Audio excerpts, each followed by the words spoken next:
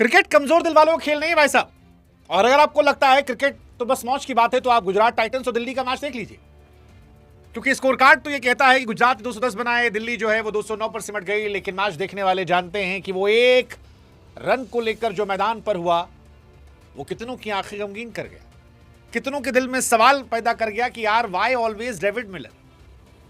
मतलब ठीक है, वर्ल्ड कप हम जीत गए थे 2024 में, वहां इंडियन हम चाहते थे कि हम जीते, मिलर के साथ जो कुछ हुआ वो हमें अच्छा लग रहा था। लेकिन आज लगा यार हमेशा मिलर के साथ क्यों होता, क्योंकि मिलर इस मैच में चोटिल हुए थे, चोट लगकर बाहर गए थे, फिर वापस लौट कर आए और लौटे ही नहीं, उन्होंने अपनी क्लास को दिखाया, बताया कि दुनिया उन्हें क्यों किलर मिलर कहती है। सिराज को जब बैक टू बैक 3 छक्के मारे तो गुजरात टाइटंस की धुआं उड़ गई थी। प्रसिद्ध कृष्णा को जब 106 मीटर का छक्का मारा तो सबकी सांसें थम गई थी। लेकिन फिर बदकिस्मती ने एक बार फिर मिलर का साथ नहीं छोड़ा और मिलर चोक कर गए। वो आखिरी 2 गेंदों पर सिर्फ 1 रन चाहिए था। डेविड मिलर चाहते तो आसानी से सिंगल मार कर ले सकते थे, सिंगल था, बट किस्मत उनकी कहां उनके साथ रहती। किस्मत फूटी, सिंगल मना की और अगली गेंद पर प्रसिद्ध ने भगवान कृष्णा के आशीर्वाद से जो बाउंसर मारी वो मिस हो गई। कुलदीप ने दौड़ लगाई, कुलदीप पहुंच नहीं पाए और दिल्ली जो है 1 रन से मैच हार गई। जीता हुआ मैच दिल्ली हार गई। मतलब बहुत बहुत कमजोर दिल वालों को ये परेशान करने वाला और मजबूत दिल वालों को भी झकझोर देने वाला है ये कहानी है डेविड मिलर की। हालांकि आईपीएल के रोमांच से बहुत बढ़िया है, क्योंकि इस मैच के पहले हर आदमी जो है वो गुजरात टाइटन को साइन ऑफ कर चुका था, और अगर ये मैच गुजरात हार जाती तो शायद आईपीएल बहुत बोरिंग हो जाता। दिल्ली हारी है तो आईपीएल थोड़ा इंटरेस्टिंग हुआ है, लेकिन वही है, किसी के आंसू किसी के खुशी की वजह बनते हैं।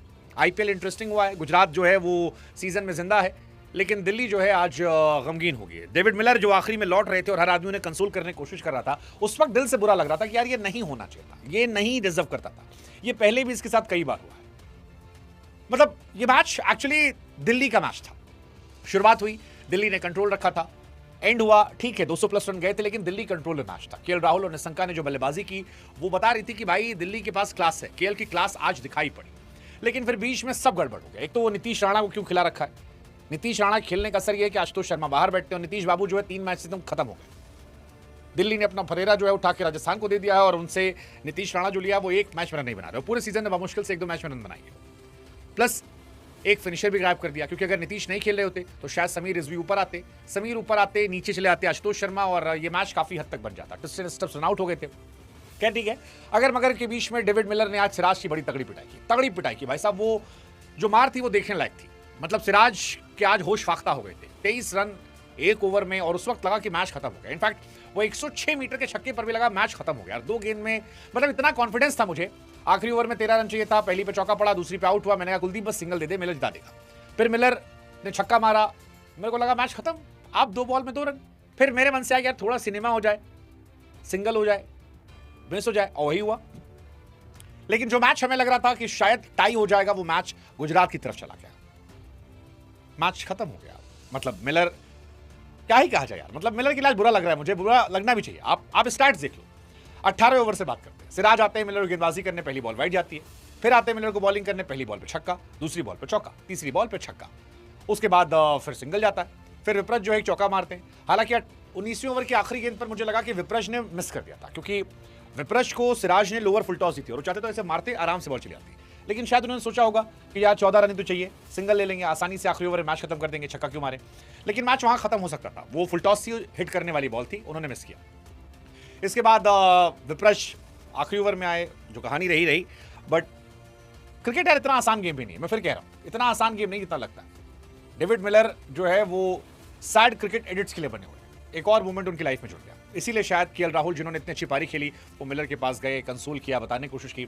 इवन अक्षर पटेल ने उनकी कंसोल करने की कोशिश की, और पोस्ट मैच भी अक्षर पटेल ने उनके बारे में ये नहीं कहा कि उनकी वजह से हम हार गए, जो वो डिजर्व नहीं करते थे। क्योंकि 20 गेंदों पर 41 रन, चोट लगने के बाद आना और फिर ये करना, आई थिंक डेविड मिलर की आप तारीफ करो, लेकिन डेविड मिलर के साथ ये बहुत बार हुआ। 2015 वर्ल्ड कप में हुआ था, सेमीफाइनल में 18 गेंद 45 रन न्यूजीलैंड के सामने, और वो हार गए थे। 2023 सेमीफाइनल में डेविड मिलर ने 101 रन बनाए थे और बाकी बैट्समैन कोई 50 रन नहीं बना पाया था। 2025 चैंपियंस ट्रॉफी में डेविड मिलर जो है वो 67 गेंदों पर 100 रन बनाते हैं, लेकिन फिर वो मैच हार जाते हैं इंडिया के सामने। वर्ल्ड कप में आपको याद होगा 2024 T20 वर्ल्ड कप में, तब भी उनके साथ हुआ था ये।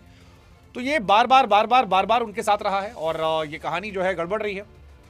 हालांकि ये मैच दिल्ली का मैच होना चाहिए था, बट नहीं हुआ। चलो कोई नहीं, आईपीएल का मैच इंटरेस्टिंग रहा। होना तो केएल राहुल का शतक भी चाहिए था, होना तो इस मैच में वॉशिंगटन सुंदर को और बॉलिंग भी करना चाहिए था। बट इस मैच में गुजरात खुश होगी क्योंकि राशिद खान की ज़बरदस्त गेंदबाजी दिखाई पड़ी। बहुत ज़बरदस्त बॉलिंग आज उन्होंने की है और पर्सनली बहुत इंप्रूव उन्होंने आज किया, जिसकी वजह से ये कमबैक उनका हुआ है, तो वो बड़ा ज़बरदस्त रहा। वॉशिंगटन सुंदर की बैटिंग आज बड़ी ज़बरदस्त रही। हालांकि मुझे अभी भी लगता है कि आशीष नेहरा की टीम ने बैट्समैन बहुत सारे मिस कर दिए। मतलब डेविड मिलर उनके प्लेयर थे, इनको उन्होंने मिस कर दिया। हार्दिक पांड्या ऑलराउंडर के तौर पर पहले चले गए थे, उसके बाद रदरफोर्ड इनके पास थे, रदरफोर्ड को भी उन्होंने मिस कर दिया।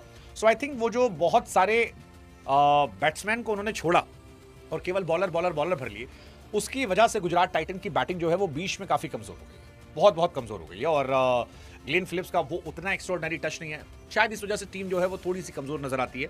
तेवटिया, मुझे नहीं पता उन्हें कितनी क्रिकेट बची है लाइफ में, बट गुजरात टाइटन्स एक कमज़ोर टीम है बैटिंग के उसमें। दिल्ली की बैटिंग बहुत डीप है। आज 2-3 प्लेयर फालतू खेलकर आउट हुए, उसके बावजूद ये टीम ऑलमोस्ट मैच जीत गई थी।